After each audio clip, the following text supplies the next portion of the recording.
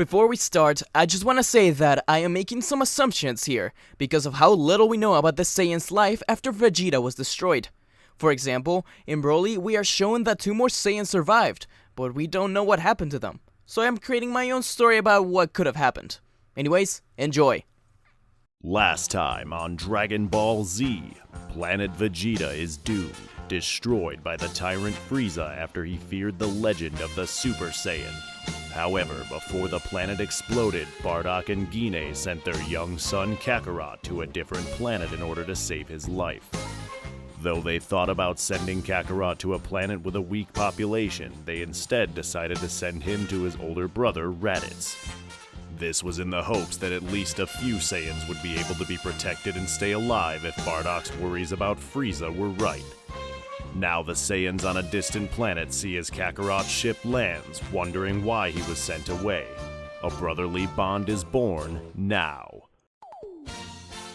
Brothers in arms. What if Raditz raised Goku? The Saiyans approach the ship, ready to attack, but they calm once they realize it's just a child. Raditz tilts his head in confusion. What was his little brother doing here? He then remembered that his mother had told him that Kakarot would be sent away. He didn't expect him to be sent here. Vegeta turned back around, uninterested in the child, while Nappa and an unknown Saiyan dragged the kid out. Raditz was a little upset. Then Nappa dropped the kid as he got a call on his scouter. Planet Vegeta had been destroyed by a meteor. Most were shocked, and Kakarot began to cry. Vegeta looked at the kid, then back at the pod. He had been sent away just in time. It wasn't really a meteor, was it? Some time passes and the team finishes terminating the planet's life, along with the help of Kakarot. He's still very weak, but he could at least handle the other children. Now they were to return to the Frieza ship. There, they were met with open arms by the Force. Frieza gave personal condolences to the Saiyans, but noticed that there was an extra one. He didn't like this one bit, but kept it to himself. He had planned for an exact number of Saiyans to be kept alive, but right now, he had no choice but to let him live. The Saiyans return to their quarters, and Kakarot is assigned to live with Raditz. Things don't go well, and Raditz pushes Kakarot around, even making him sleep on the floor, or pulling his tail. Kakarot kept learning from his brother, however. He became a ruthless Saiyan, learned to talk and to fight, all thanks to Raditz. When he was around 14, after a day of training, where he was pretty much beat up by Vegeta, Kakarot talks to Raditz, while resting against the training room wall.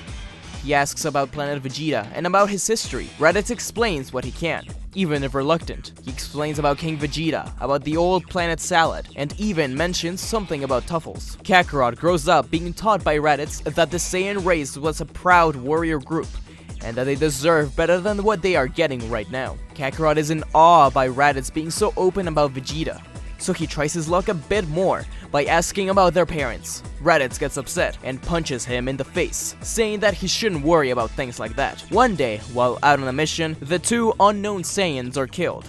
Nobody seemed to care, except for Kakarot, who was a lot more emotional than anybody else. Though he was ruthless when it came to combat, he was still kind-hearted. Raditz even had a conversation about this with Vegeta, who told him to take care of Kakarot and toughen him up. Vegeta is getting tired of the crying and emotions. Raditz explains that Kakarot gets that from his mother, as she was very similar. After this, Kakarot and Raditz went out to battle alone. Raditz beat on Kakarot a little, telling him that he can't act like this, especially not around Vegeta. Weak Saiyans don't deserve to live. Suddenly, they are attacked by natives on the planet. They already knew that they were powerful, so they had to be on guard. Sadly, Raditz is hit by a rogue blast and badly hurt. Kakarot was upset, and once again let his kind heart get the better of him. Any other Saiyan would have let their comrades die, but not him.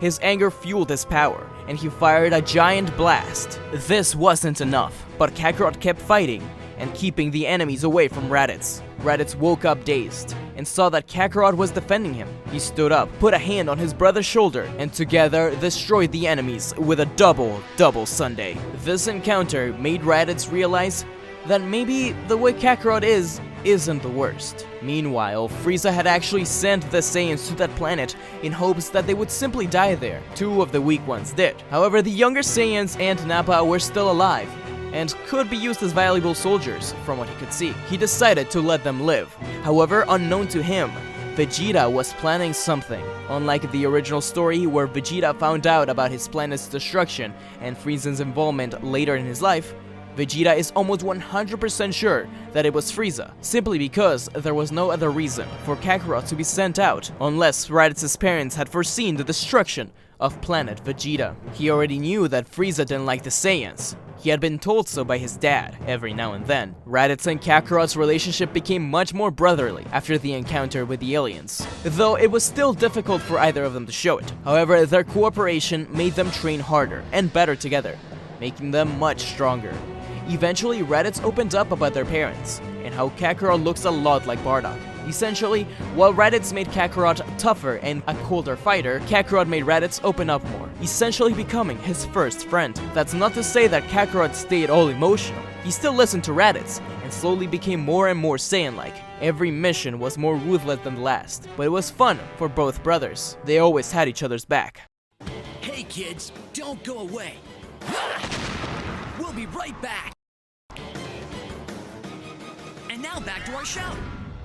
Years passed, and now Kakarot is indistinguishable from a traditional Saiyans, though Raditz and himself tend to be a little more light than Nappa and Vegeta. They are also tougher, they are also stronger, though not quite reaching Nappa's level just yet. One day, Vegeta calls for the rest of the Saiyans, telling them his suspicions that Vegeta was actually destroyed by Frieza. They all agree that they had suspected it, and think that a revolt is in order. However, they know that they need to get stronger. Now all the Saiyans begin to train harder and harder, much more than before. Vegeta even tried exploiting the Saiyans' natural ability to get stronger after near-death experiences by making everyone train so hard they would end up in the healing tanks nearly weekly. Frieza suspected something, but only suspected that the Saiyans were getting weaker, because they were getting hurt so often. It is possible that the Frieza Force would have discovered something about the Namekian Dragon Balls sooner or later, but it would have probably happened much later in the story than in the original. The Saiyans knew about the Ginyu Force's mission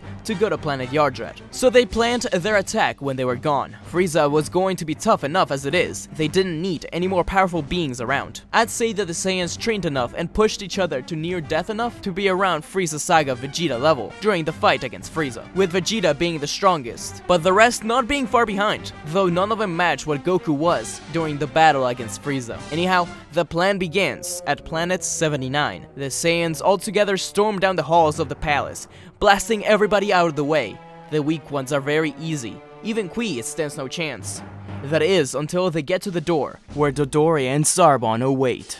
Vegeta yelled back at Raditz and Kakarot to take care of them, as Nappa and Vegeta rushed past them and into Frieza's throne room. Dodoria and Zarbon tried to go after them, but both the brothers blasted them in the back, forcing them into battle. The confrontation was intense, though there is a clear advantage that the Saiyans have. It is very strange to Zarbon, and he checks his scouter.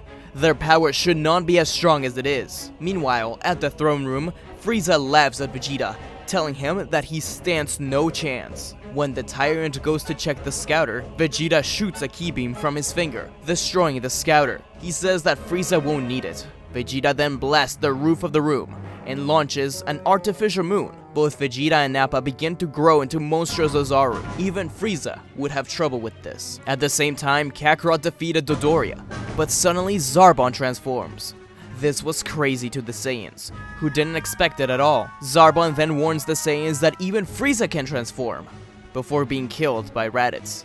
The two brothers look at each other, realizing that Vegeta and Nappa are in more danger than previously thought. Just as they realized this, the foot of the giant Vegeta crushed the room. They got away just in time, and saw how Vegeta and Nappa were battling Frieza. Now they would transform too, but Frieza cuts through Raditz's tail before he can transform. He was a surprisingly easy target, compared to the Ozarus that were constantly blasting at him. Raditz damned the world, and was then attacked by Kakarot.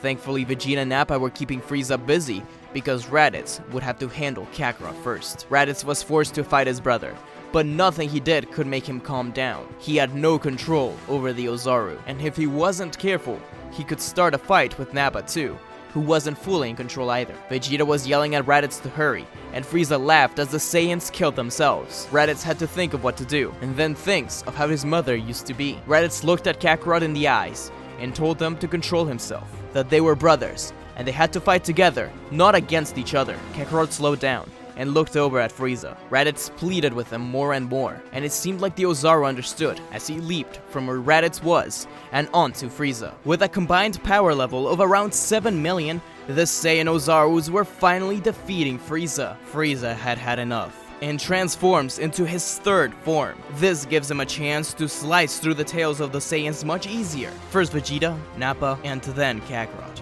It seemed lost for the Saiyans. Frieza then looked at Kakarot, laughing at him about how he was saved from his planet just to die by Frieza's hand anyways. Then Frieza shoots a beam through Kakarot. It looks like he's dead. Raditz's heart stops for a second as thunder sounds off in the distance and lightning strikes the ground. No one knows what's happening, but Vegeta thinks that he has an idea. Raditz transforms into the Super Saiyan with an incredible power. Vegeta reaches over for the scouter of a dead soldier and reads that Raditz's power level is around 12 million. However, Frieza's still very powerful, but it seems like it's nothing compared to Raditz. Raditz tells Vegeta and Nappa to get away and take Kakarot's body.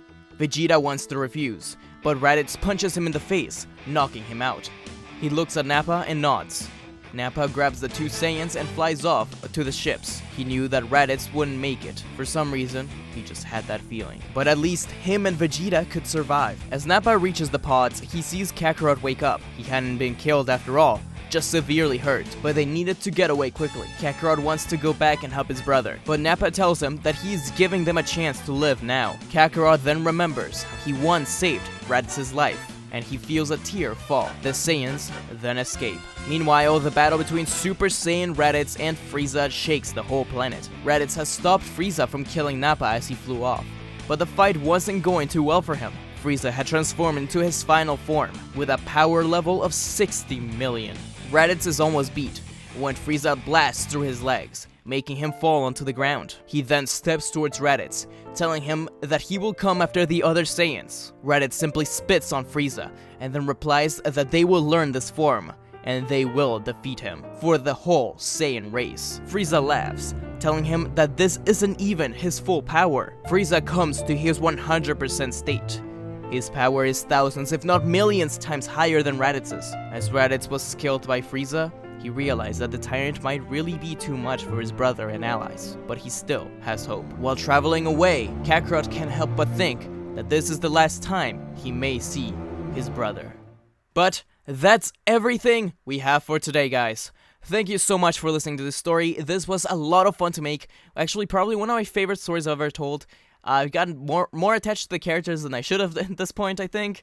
But I thought the ending was emotional, and I liked it quite a bit. I hope you guys did too. As always, be sure to like, comment, and subscribe, and hit the bell icon to make sure you join the Smug Squad and get notified when I upload new videos.